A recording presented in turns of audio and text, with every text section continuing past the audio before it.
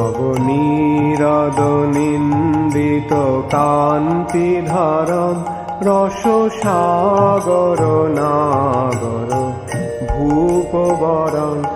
हरे कृष्णा, दंडवत प्रणाम। हम लोग श्रीमद् भागवतम के सप्तम स्कंद में है, 12वां अध्याय चल रहा है। आज हम लोग श्लोक संख्या 26 से कंटिन्यू करेंगे। श्रीमद् भागवतम 7.12.26 ऑनवर्ड्स। सब दोहराइए श्लोक। वाचम अग्नौ सावक्तव्यम वाचम इंद्रे शिल्पम करावती। सब बोलिए।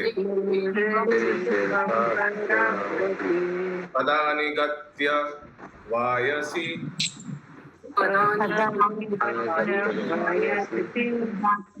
रत्योपस्थं प्रजापतौ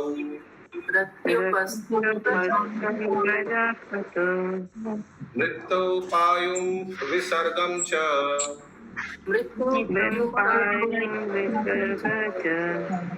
यथा स्थानं विनिर्दिशेत् दिक्षु श्रोत्रं सनादेन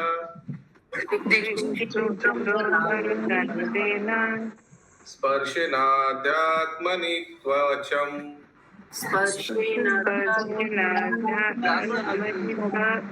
रूपाणि चक्षुषा राजन् ज्योतिषभिनिवेशयेत्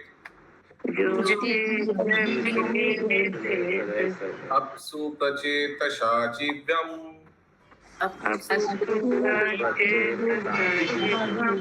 ध्येयर्गानं शितौ न्यसेत्।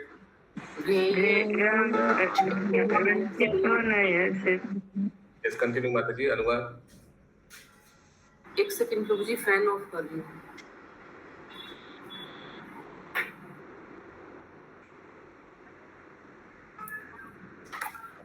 तत्पश्चात वाणी विषय को वाक इंद्रिय जीभ सहित अग्नि को समर्पित कर दें।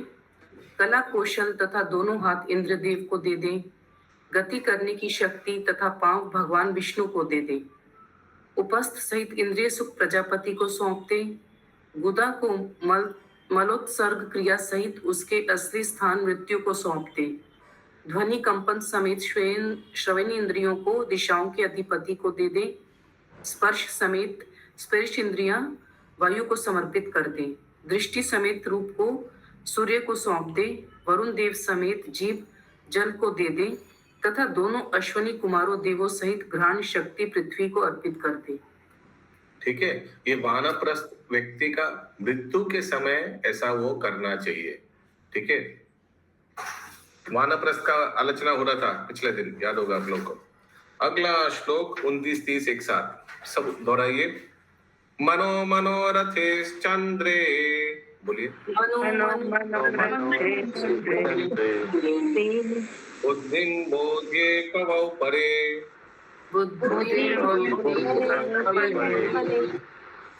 कर्मण्यध्यात्मना रुद्रे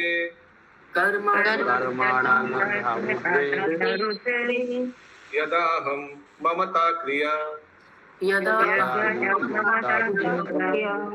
सत्त्वेन चित्तं क्षेत्रज्ञे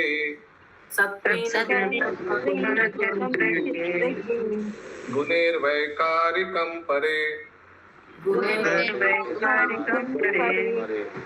अप्सुष्टिम् अपोजोस्तिषि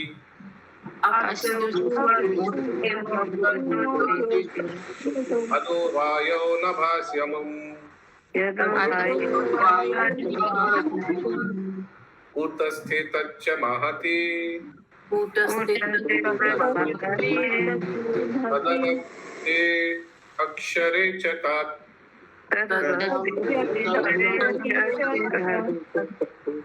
अनुवाद। मन को मनोरथों समेत चंद्रदेव में लीन कर दें। बुद्धि के सारे विषयों को बुद्धि समेत ब्रह्मा जी में स्थापित कर दें।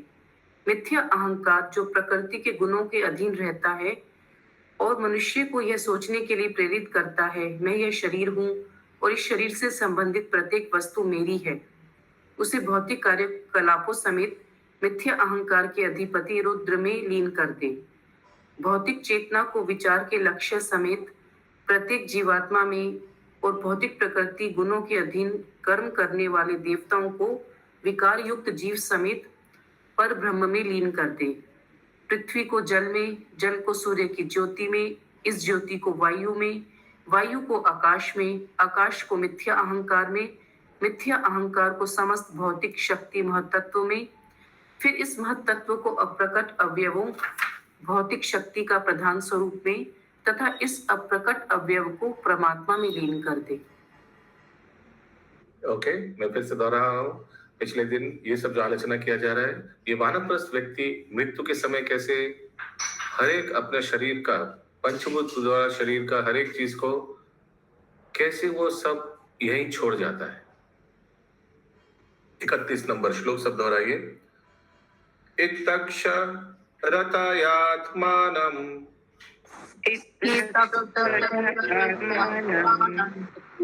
इन्मात्रम् अवशेषितम्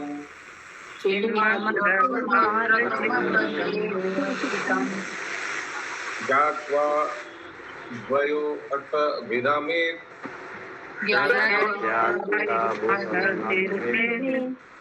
दग्धा योनिर्वाणला।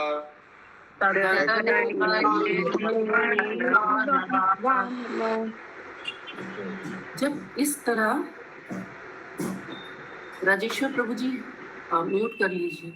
जब इस तरह सारी भौतिक उपाधियां अपने अपने तत्वों में मिल जाएं, तो जीव अंततः पूर्णतया आध्यात्मिक हो जाता है और गुण में परम पुरुष जैसा।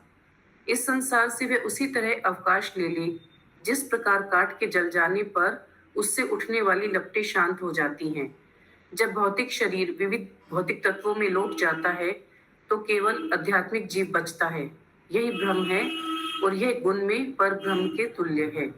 इस प्रकार श्रीमद् भागवत के 7वें स्कंद के अंतर्गत पूर्ण समाज 4 आध्यात्मिक वर्ग नामक 12वें अध्याय के भक्ति वेदांत तात्पर्य पूर्ण हुए। हरे कृष्ण। श्रील प्रभुपाद की जय।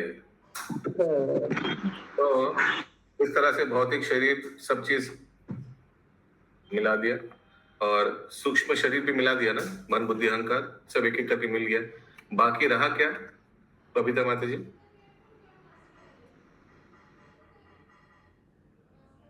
उस कोर्स देखने यस बोलिए, क्या रहा बाकी? पर ब्रह्म में ब्रह्म मैंने पूछा, उसका उत्तर दीजिए। बाकी रहा क्या? सिर्फ आत्मा ही। हाँ सही बात, आत्मा ही रहा। अभी आराम से जा सकता है, सब कुछ छोड़ दिया, ठीक वैसे ही हो गया जैसा था पहले। हम लोग 13वां अध्याय श्रील प्रभुपाद का आशीर्वाद लेते हुए शुरू करेंगे। नमो विष्णुपादाय कृष्ण पृष्ठाय भूतले श्रीमति भक्ति वेदांत स्वामिनिति नामिने नमस्ते सारस्वती देवी गौरवाणी प्रचारिणे निर्विशेष शून्यवादी पाश्चात्य वेदांतारिणे। श्रील प्रभुपाद की जय हो। 13 अध्याय का नाम है इंग्लिश में the behaviour of a perfect person, Hindi में सिद्ध पुरुष का आचरण। हाँ, पर ये समराइजेशन प्रभु जी मैं पढ़ूं या चंदा? मैं कैसे पीछे बैकग्राउंड देखा ना आपने उनका। अच्छा नहीं, हाँ। इस 13वें अध्याय में सन्यासियों के लिए अनुष्ठान दिए गए हैं और अवधूत के इतिहास का वर्णन भी हुआ है। इसकी समाप्ति विद्यार्थी के पूर्ण आध्यात्मिक उन्नयन के विवरण के साथ होती है। श्री नारद मुनि विभिन्न आश्रमों तथा वर्णों के लक्षणों का वर्णन करते चले आ रहे हैं। अब वे इस अध्याय में सन्यासियों द्वारा पालन किए जाने वाले अनुष्ठानों का विशेष वर्णन करते हैं। हरे कृष्ण। तो देखिए, पिछले अध्याय में आश्रमों का 3 आश्रम हुआ था ना, ब्रह्मचारी, गृहस्थ और वानप्रस्थ का भी बारे में हमने सुना। सन्यास में छोड़ दिया था, तो सन्यास के बारे में यहाँ आएगा, वही बता रहा है। अच्छा, राजेश्वर नंदसूत प्रभु से याद आया, हालांकि प्रभु तो सुबह हम लोग के साथ जप कर देता है। मैं जब भी उनका दुकान से गुजरता हूँ चांदनी में, देखता हूँ माला जप कर रहा है, हाथ में माला है कंटिन्यूअस। हरि बोल, उनके लिए एक बार हरि बोल बोलना चाहिए। हरि बोल। कभी भी नहीं देखा कि हाथ में माला नहीं है, हाँ, हालांकि सुबह तो देखिए, हम सच बात बताओ, सुबह हो जाता है तो हमारे लिए तो छुटकारा है। मैंने हो गया, जब हो गया खत्म टाटा बाय बाय। हाँ, लेकिन प्रभु को जब भी मैं उनका दुकान से गुजरते थे, हमेशा हाथ में माला। My goodness, amazing, too good. कोटि कोटि धन्यवाद। Yes, continue please. विजय। गृहस्थ जीवन से विरक्त होकर मनुष्य को वानप्रस्थ पद स्वीकार करना चाहिए, जिसमें इस शरीर को अपने अस्तित्व का साधन मानकर धीरे धीरे जीवन की शारीरिक आवश्यकताओं को भूल जाना चाहिए। वानप्रस्थ जीवन के पश्चात घर छोड़कर मनुष्य को सन्यासी रूप में विभिन्न स्थानों का भ्रमण करना चाहिए। शारीरिक सुख के बिना तथा शारीरिक आवश्यकताओं के लिए किसी की निर्भरता स्वीकार किए बिना उसे प्राय कुछ भी पहने बिना अर्थात नग्न घूमना चाहिए। उसे सामान्य मानव समाज के संपर्क में आए बिना भीख मांगकर आत्मतुष्ट रहना चाहिए। उसे हर जीव का मित्र होना चाहिए और कृष्ण भावना अमृत में अत्यंत शांत रहना चाहिए। सन्यासी को इस तरह अकेले विचरण करना चाहिए और जीवन या मृत्यु की चिंता नहीं करनी चाहिए और उस क्षण की प्रतीक्षा करते रहना चाहिए जब उसे ये भौतिक शरीर त्यागना होगा। उसे ना तो अनावश्यक पुस्तकें पढ़नी चाहिए, न ज्योतिषी जैसा व्यवसाय ग्रहण करना चाहिए, न ही उसे महान वक्ता बनने का यत्न करना चाहिए। उसे व्यर्थ का तर्क वितर्क भी नहीं करना चाहिए और किसी परिस्थिति में ना ही किसी पर आश्रित रहना चाहिए। उसे अन्यों को अपना शिष्य बनने का प्रलोभन नहीं देना चाहिए ताकि उसके शिष्यों की संख्या बढ़ जाए। उसे जीविका के रूप में सामान्य पुस्तकें पढ़ने की आदत छोड़ देनी चाहिए, ना ही मंदिरों तथा मठों की संख्या बढ़ाने का प्रयत्न करना चाहिए। इस प्रकार जब सन्यासी पूर्ण स्वतंत्र, शांत तथा समभाव बन जाता है तो वह मृत्यु के बाद मनवांछित स्थान को चुन सकता है। पूर्ण विद्वान होने पर भी उसे सदैव गूंगे के समान मौन बने रहना चाहिए और चंचल बालक की भांति विचरण करते रहना चाहिए। इस प्रसंग में नारद मुनि ने प्रहलाद तथा एक साधु पुरुष की भेंट का वर्णन किया है जो जीवन में अजगर वृत्ति धारण किए था। इस तरह उन्होंने परमहंस के लक्षणों का उल्लेख किया है। जिस व्यक्ति ने परमहंस अवस्था प्राप्त कर ली है वे पदार्थ तथा आत्मा के अंतर को भली भांति जानता है। उसे अपनी भौतिक इंद्रियों की तृप्ति में तनिक भी रुचि नहीं रह जाती, क्योंकि उसे भगवान की भक्ति करने में सदैव आनंद की प्राप्ति होती रहती है। वह अपने भौतिक शरीर की रक्षा के लिए भी अधिक चिंतित नहीं रहता। उसे भगवत कृपा से जो कुछ प्राप्त होता है उसी से संतुष्ट रहकर सुख दुख से पूर्णतया स्वतंत्र होकर समस्त नियामक सिद्धांतों से परे हो जाता है। कभी वह कठिन तपस्या करता है तो कभी भौतिक ऐश्वर्य ग्रहण करता है। एकमात्र उत्कंठा कृष्ण को तुष्ट करने में रहती है, जिसके लिए वह विधि विधानों की परवाह किए बिना कुछ भी कर सकता है। उसकी तुलना भौतिकतावादी पुरुषों से नहीं की जाती, ना ही उसे ऐसे लोगों की सम्मति की आवश्यकता रह जाती है। हरे कृष्ण।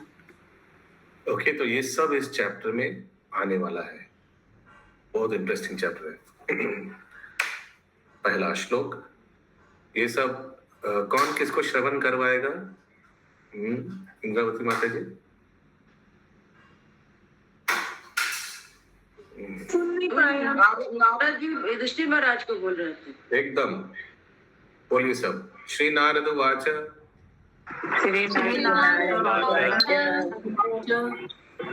कल्पस्त्वेवं विव्रज्य, बोलिए, पात्रावशेषित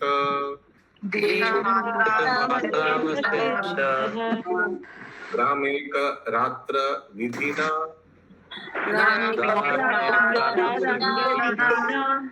निरपेक्ष चरेन् महिम्।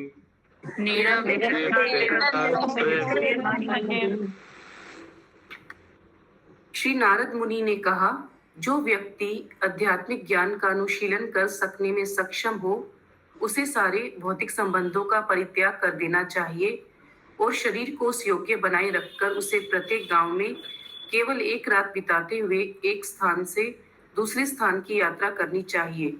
इस प्रकार सन्यासी को शरीर की आवश्यकताओं के लिए किसी पर निर्भर रहे बिना सारे संसार में विचरण करना चाहिए। बिभ्रयाद यद्य सौवासा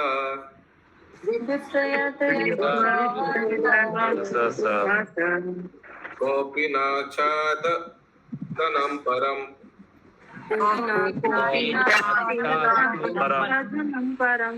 त्यक्तं न लिंगाद दंददेर अन्यत् किंचिदनापदि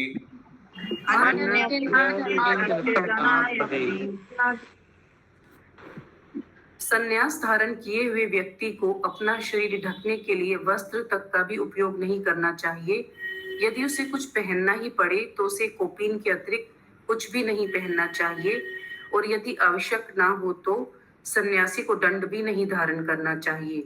सन्यासी को दंड तथा कमंडल के अतिरिक्त कुछ भी साथ में नहीं रखना चाहिए।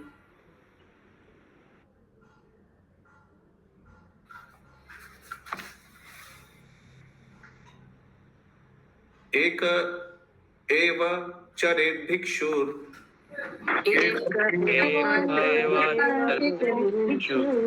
आत्मरामो अन्नपाश्रया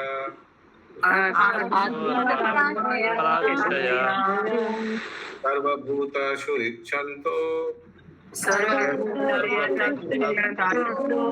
नारायण परायण। प्रभु जी अभी मैं कंटिन्यू नहीं कर पाऊंगी, डोरबेल है। यस, किनका sound background noise zero, network everything is perfect.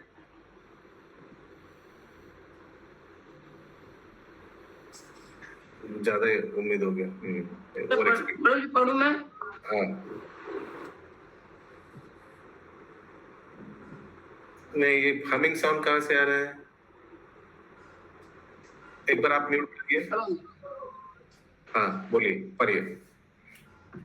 हरे कृष्णा प्रभु, ये ऊपर वाले श्लोक में श्लोक नंबर 2 के जो अर्थ है उसमें लिखा हुआ जैसे सन्यासी को दंड भी नहीं धारण करना चाहिए और सन्यासी को दंड तथा कमंडल के अतिरिक्त कुछ भी साथ में नहीं लेना रखना चाहिए, तो रखना चाहिए कि नहीं रखना चाहिए, क्या करना? हाँ, तो पूरा वो जो दंड धारण नहीं करना चाहिए वो सेंटेंस पूरा पढ़ने से समझ में आ जाएगा, आवश्यकता नहीं है। लेकिन नॉर्मल केस में धारण करना चाहिए, लेकिन अगर आवश्यकता नहीं है, पढ़िए पूरा, फिर समझ में आ जाए। पढ़िए।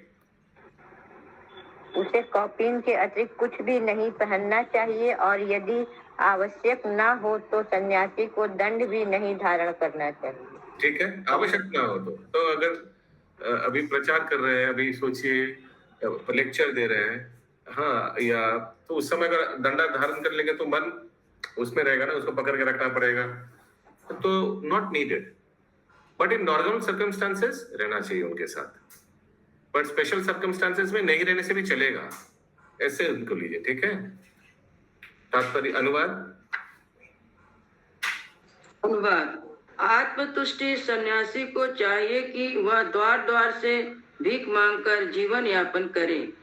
किसी व्यक्ति या स्थान पर आश्रित न रहकर उसे समस्त जीवों का सुहृद होना चाहिए। उसे भगवान श्री नारायण का शांत और अनन्य भक्त होना चाहिए। इस प्रकार उसे एक स्थान से दूसरे स्थान में घूमते रहना चाहिए। हरे कृष्ण। पश्चात्मनि अधो विश्वम्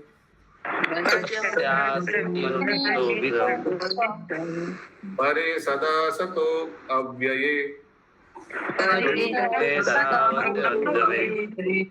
आत्मानां च परं ब्रह्म सर्वत्र सदा सान्मये।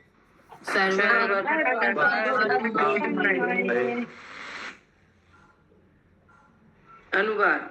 सन्यासी को चाहिए कि वह परम पुरुष को प्रत्येक वस्तु में सदा व्याप्त देखने का प्रयास करे और प्रत्येक वस्तु को, जिसमें वह या ब्रह्मांड भी है, परम पुरुष पर टिका देखे।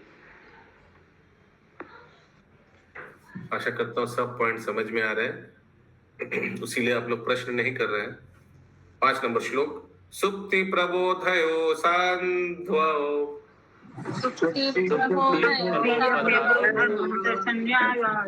आत्मन्युगतिमात्मदृक्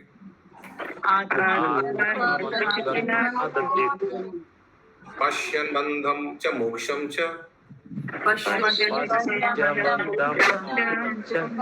मायामात्रं न वास्तुत।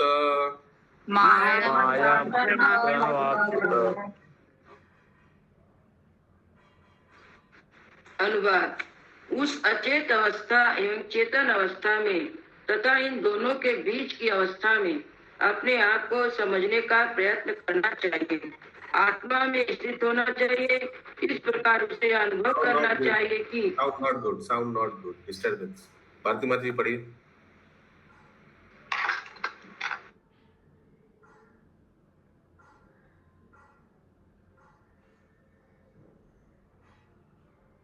प्रभु जी मैं कंटिन्यू करूं? अब कर सकती हूँ। ओके। उसे अचेतन तथा चेतन अवस्थाओं में, बिंदु देवी माता जी ने हैंड रेज किया है। उसे अचेतन तथा चेतन अवस्थाओं में, इन दोनों के बीच की अवस्था में अपने आप को समझने का प्रयत्न करना चाहिए और आत्मस्थित होना चाहिए।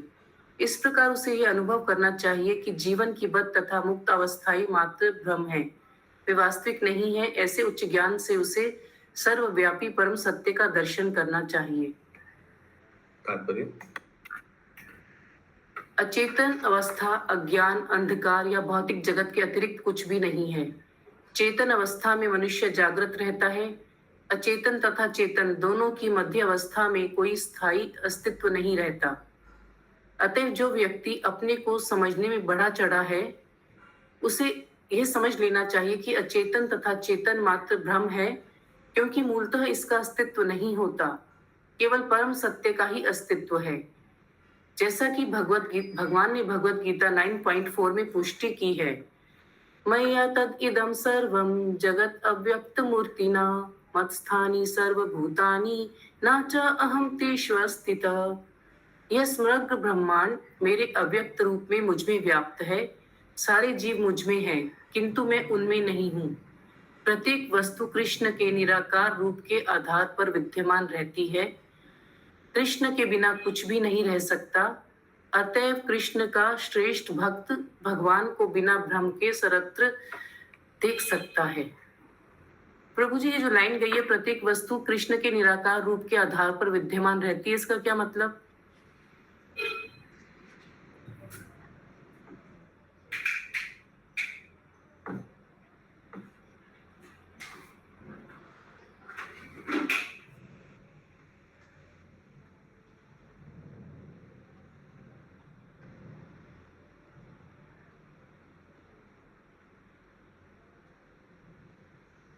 All beings are in me, but I am not in them.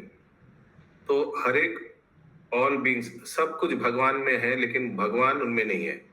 यानी भगवान परे है। करेक्ट? यह ठीक है ना? यहाँ तक ठीक है। इसी प्रसंग में बोल रहे हैं, everything exist on the basis of Krishna. तो नहीं है, भगवान तो नहीं है, तो फिर कैसा ये सब है? ये सब भगवान का निराकार। पढ़िए, आप क्या बोले हिंदी में? हिंदी में प्रत्येक वस्तु कृष्ण के निराकार रूप के आधार पर विद्यमान रहती है। हाँ, भगवान के निराकार रूप के आधार पर। क्या हुआ मिताली माता जी? हैंड्स डाउन किया।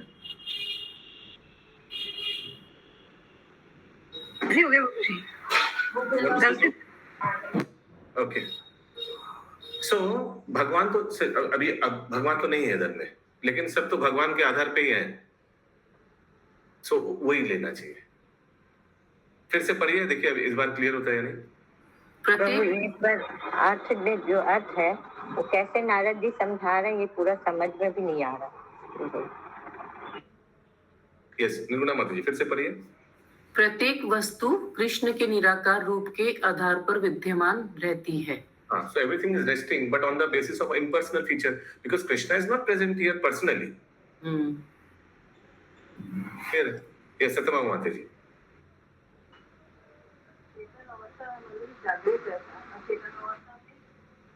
क्या बोला, समझ में आ रहा है किसी को? Okay. ऊपर का तात्पर्य में तो बोला गया है ना। ऊपर का तात्पर्य में, ऊपर कौन सा? ऊपर बहुत कुछ है। 5 नंबर। 5 नंबर के तात्पर्य में क्या बोला गया? प्रश्न है क्या आपका कुछ? जी प्रभु जी, चेतना तथा अचेतना दोनों की मध्य अवस्था का कोई स्थायी अस्तित्व नहीं रहता।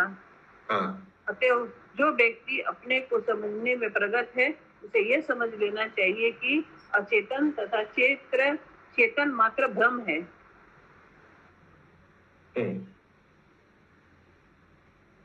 क्योंकि मूलक इसका अस्तित्व नहीं होता। For they are fundamentally not existing. So therefore, one who is advanced in understanding the self should understand that unconsciousness and consciousness are but illusion.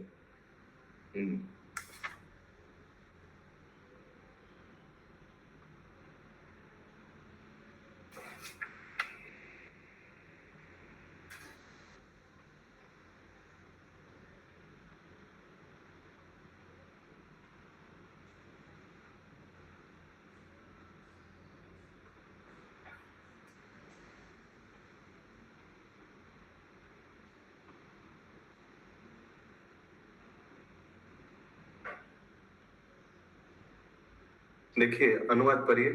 ठीक है, अच्छा प्रश्न किया आपने।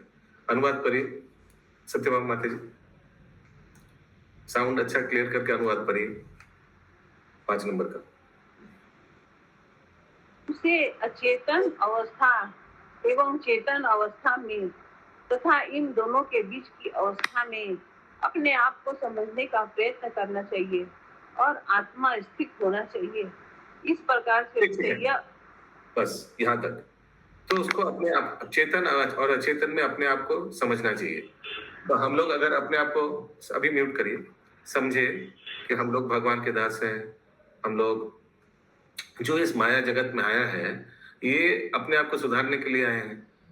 और ये सब जो भी आसपास जो भी घटनाएं घट रहे अपने जीवन में, ये तो सब भ्रम है, सब तो माया है, ये तो सब इल्यूजन है। यही तो मेन चीज नहीं है। मेन चीज क्या है? मेन चीज भगवान के धाम में है। तो ये जो भी कुछ अपने जीवन में घट रहा है इसका तो कोई मूल्य ही नहीं है, ये तो भ्रम है।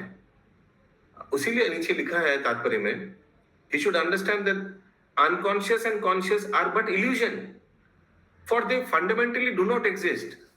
भगवत धाम में माने भगवत तत्व में ये जो हमारे ये जो भी घटनाएं घट रहे हैं जीवन में, इस जड़ जगत में, इसका तो चाराना मूल्य भी नहीं है। It has no value at all, because we have been, हम लोग इधर भेजा गया अपने आप को सुधार के भक्त बनाकर वापस भगवान के धाम जाने के लिए। तो यहाँ भी जो भी अस्तित्व है, जो भी घटनाएं घट रहा है, इसका कोई मूल्य नहीं है, वही बताया जा रहा है। एक बार फिर से पढ़िए अभी।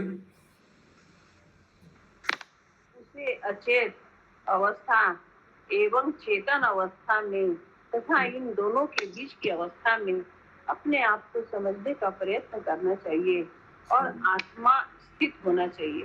आत्मा स्थित होना चाहिए यानी मैं भगवान का नित्य दास हूँ, मैं आत्मा हूँ, मेरा कर्तव्य है भगवान को सेवा करना, ये समझना चाहिए। और आगे पढ़िए।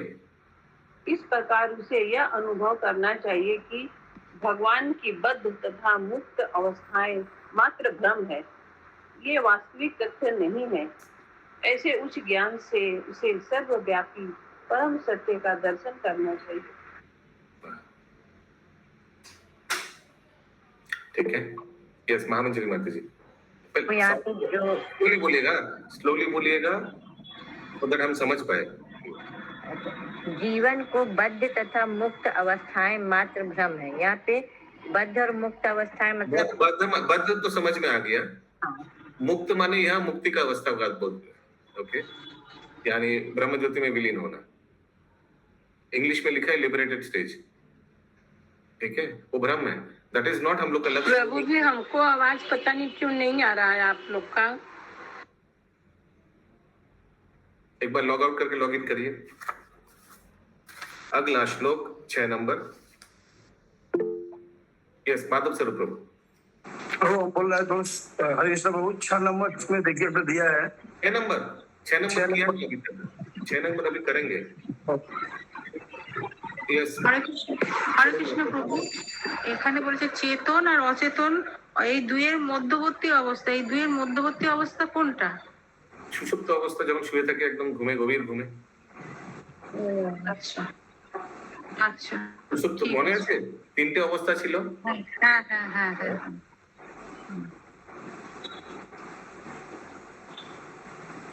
ওকে মিউট করে দিন। कहाँ से आ रहे हैं कुछ करके आवाज? Madhav sir, okay. आज का अंतिम श्लोक 6 नंबर 6 तक है ना माता जी? नाभिनान्दे ध्रुवं मृत्युम् अध्रुवं वास्य जीवितम् कालं परं प्रतीक्षेत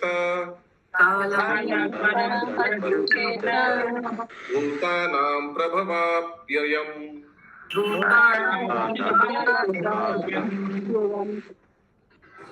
क्योंकि भौतिक शरीर का विनाश निश्चित है और मनुष्य की आयु स्थिर नहीं है, अतः ना तो मृत्यु की ना ही जीवन की प्रशंसा की जानी चाहिए।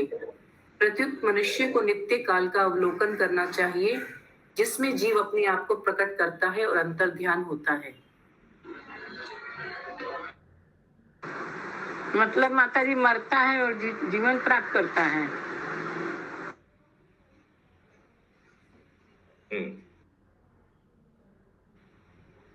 यस, तात्पर्य तो हरे कृष्ण प्रभु सनातन काल क्या चीज सोच रहे यार? Eternal time factor, one should observe eternal time in which living the like पूरा शाश्वत सोच, पूरा सेंटेंस पढ़िए फिर समझ में आएगा। पढ़िए निर्गुणा माता जी फिर से। चूंकि प्रत्युत मनुष्य को नित्य काल का अवलोकन करना चाहिए, जिसमें जीव अपने आप को प्रकट करता है और अंतर ध्यान होता है। हाँ, तो नित्य काल कितना बार हम लोग अपने आप को प्रकट किया, कितना बार अंतर ध्यान हो गया, सोचिए, उसके बारे में सोचना चाहिए। हाँ, जीवन मरण प्रभु जी, जीवन मरण। हाँ, जीवन मरण कितना बार हो चुका है। इसीलिए अगर अभी हम लोग इतना सोच रहे कि बहुत सचेतन हो गया, अपना शरीर को ठीक से रखना पड़ेगा, हेल्थ को ठीक से रखना पड़ेगा, लेकिन अगर देखा जाए कि कितना बार हम लोग ने छोड़ चुका है ये शरीर को, कितना बार इसको जन्म भी लिया है ना, ये सब स्मरण करना चाहिए, ये सब के बारे में विचार करना चाहिए जीवों को। तब क्या लगेगा? तब पूरा जीवन भ्रम के अलावा कुछ नहीं लगेगा।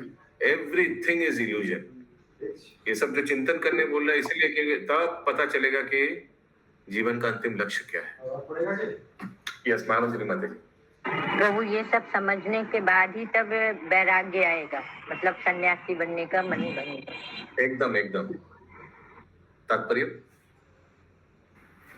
इस भौतिक जगत में सारे जीव न केवल वर्तमान काल में अपितु भूतकाल में भी जन्म तथा मृत्यु की समस्या का हल निकालने का प्रयास करते रहे हैं।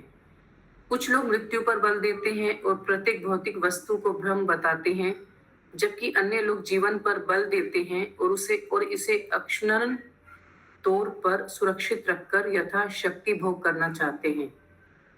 ये दोनों प्रकार के लोग मूर्ख हैं तथा मूढ़ हैं। ये मंत्रणा दी जाती है कि मनुष्य शाश्वत काल का अवलोकन करे, जो भौतिक शरीर के प्राकट्य तथा अंतर ध्यान का कारण है। हरे कृष्ण। तो दोनों ही गलती है। अगर कोई सोच रहा है कि जीवन तो बेकार है, फिर कितना बार जीवन धारण किया, मर जाएंगे, क्या इस शरीर के लिए क्या फालतू इसको देखभाल करना चाहिए, बेकार, ऐसा करके अगर कोई वैराग्य कर रहा है तो मूर्खता है। और अगर कोई सोच रहा है ये जीवन तो बहुत इंपॉर्टेंट है, शरीर मिला है, शरीर का देखभाल करेंगे, भोग करेंगे, ऐश करेंगे, ये भी गलत है। सही सोच क्या है कि कीर्तन करना। हाँ, ये शरीर क्षण भंगुर है, कभी भी जा सकता है, नश्वर, any time we can just leave our body. तो इसको सही सदुपयोग करना है। भगवान का सेवा के लिए मनुष्य शरीर दिया गया है। ऐसा नहीं कि वैराग्य से इसको अरे शरीर का देखभाल नहीं करना चाहिए, ये भ्रम है। नहीं, शरीर का देखभाल करना चाहिए। हाँ, जब सनातन गोस्वामी उनका शरीर में वो गर्मी के वजह से ऐसे करके शरीर में स्किन में कुछ ऐसे कोड़ा जैसे हो गया था पूरा शरीर में, और महाप्रभु बार बार उनको आलिंगन करना चाह रहे थे, आलिंगन किया भी, तो उनको बहुत बुरा लगा। तो सनातन गोस्वामी ने क्या ठीक किया उन्होंने कि इस बार रथ यात्रा में रथ के नीचे अपना शरीर को विसर्जन दूंगा।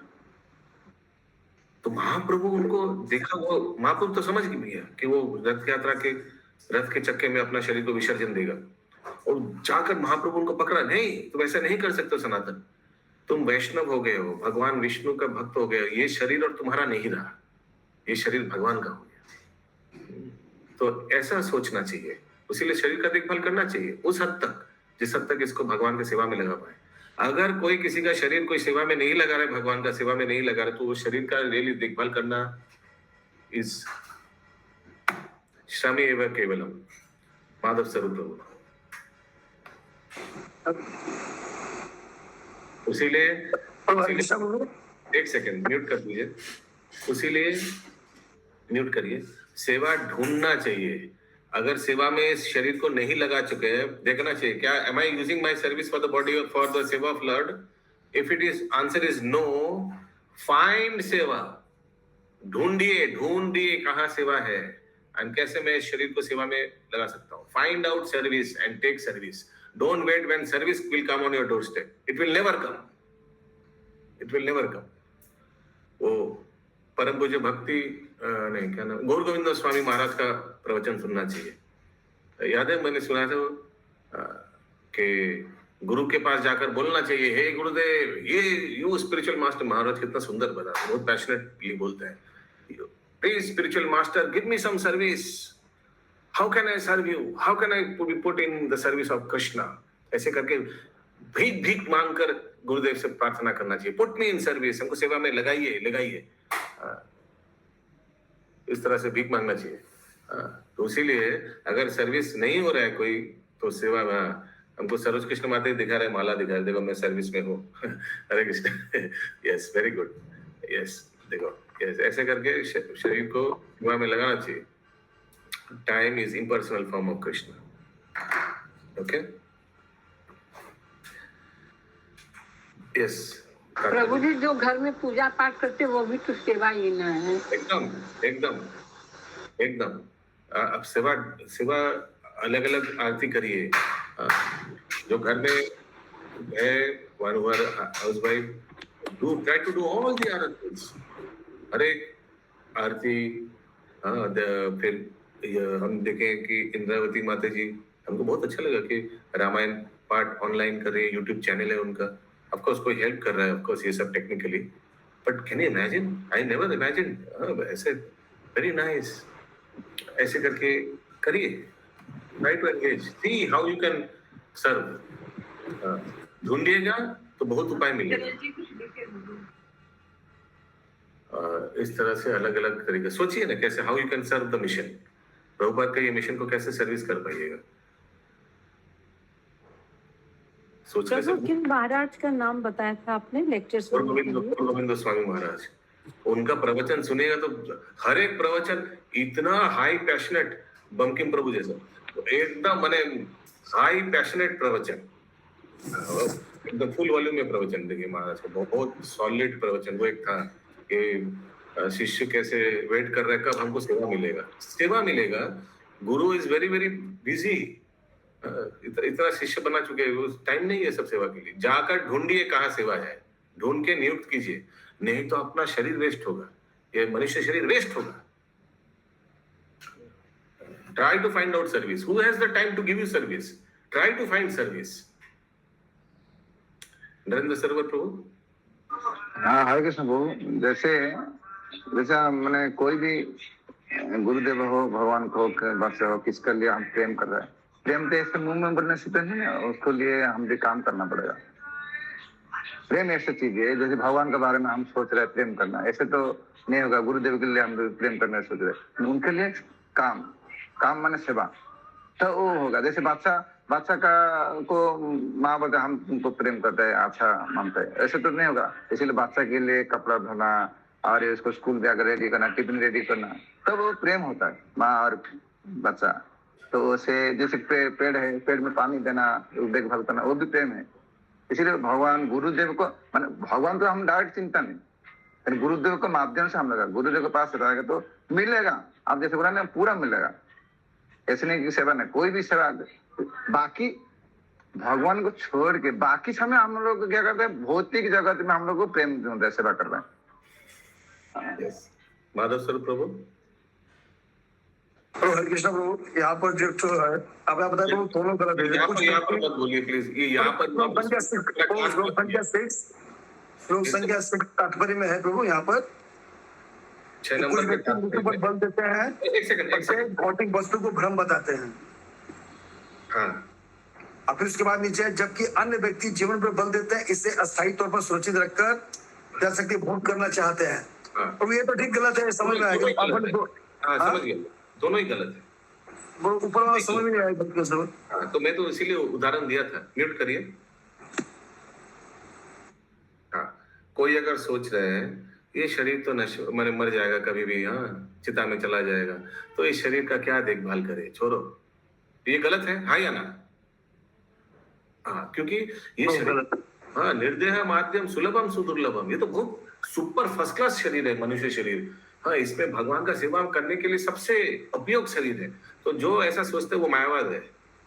वो सोचता है शरीर, दुनिया क्या, जगत मिथ्या, ब्रह्म सत्य जगत मिथ्या, हम सब कुछ त्याग करके हिमालय में जाकर बैठा रहेंगे, कुछ करेंगे नहीं, शरीर का क्या बेकार शरीर, बेकार जगत। नहीं, वो तो भ्रम है, वो पूरा भ्रमित है वो व्यक्ति। और उल्टा भी गलत है। उल्टा क्या है? अरे भोगी वाला, ये शरीर सब कुछ है, हाँ ये शरीर सब भोग करेंगे, शराब पिएंगे, मांसाहार करेंगे, अवैध संग करेंगे, कितना बढ़िया शरीर है, भोग भोग भोग भोग। वो भी गलत है। अरे फंस जाओगे, एक एक भोग के पीछे कितना बंधन हो जाएगा, कितना, एक मांसाहार करने के पीछे कितना साल रहना पड़ेगा और ज्यादा इस जगत में, जस्ट वन बाइट, है ना? तो दोनों ही गलत है।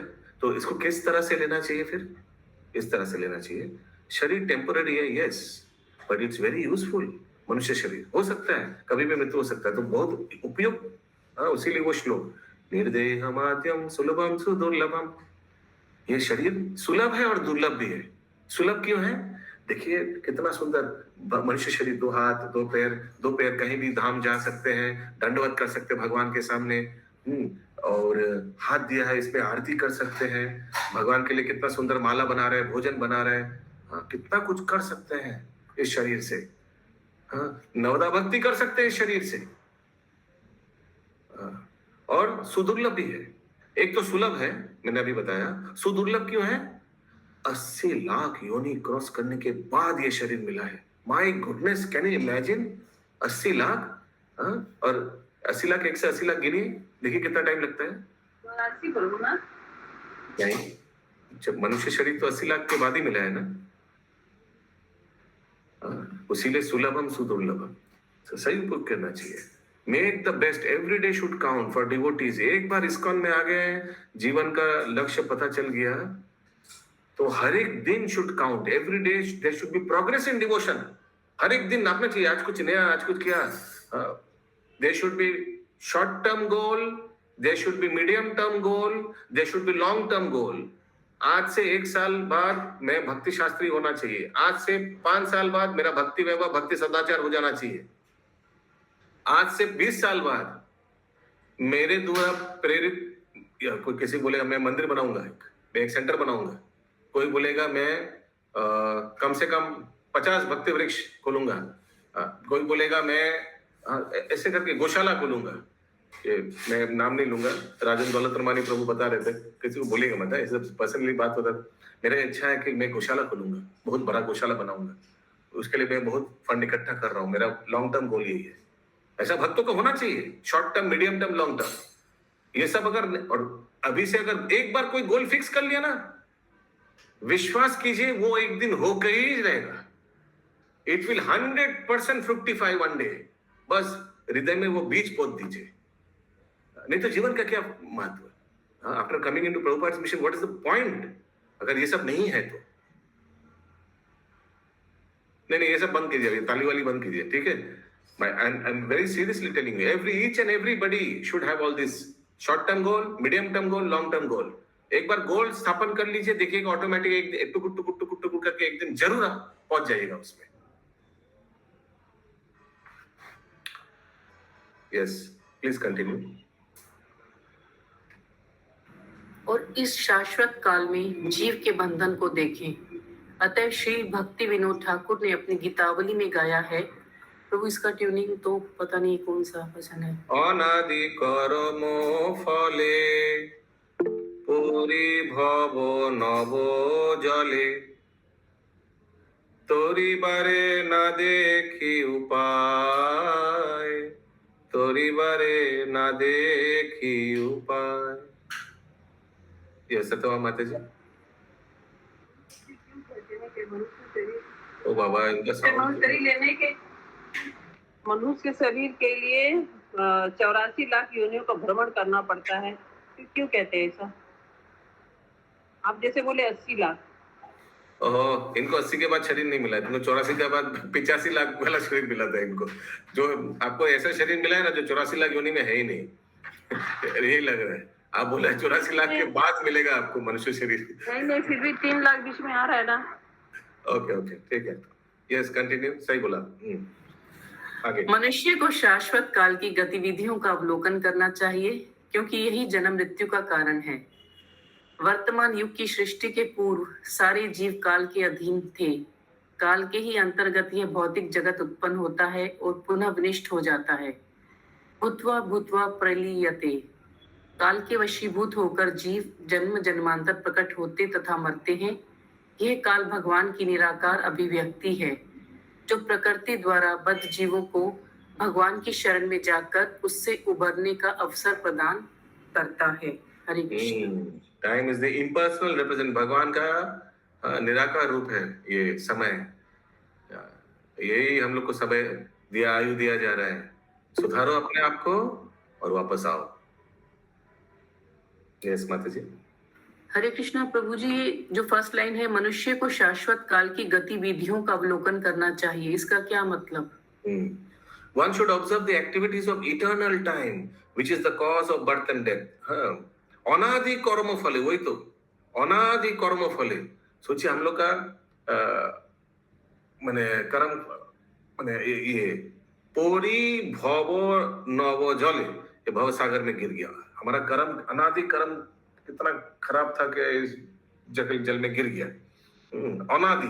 सो इसीलिए हम लोग को सोचना चाहिए कि इतना बड़ा इटर्नल टाइम फैक्टर हम लोग को दिया गया, आयु दिया गया है, और उसमें कितना बार मृत्यु हुआ है, कितना बार जन्म हुआ है। One should observe the activities of eternal time. Observe Hindi में क्या लिखा है इसका? व्यक्ति को अवलोकन करना। हाँ, ये कितना हमारा ऐसे करके व्यर्थ जीवन चला गया है।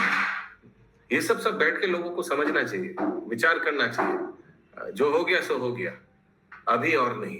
Every day must count. ग्रंथराज श्रीमद् भागवतम की जय। श्रील प्रभुपाद जी की जय।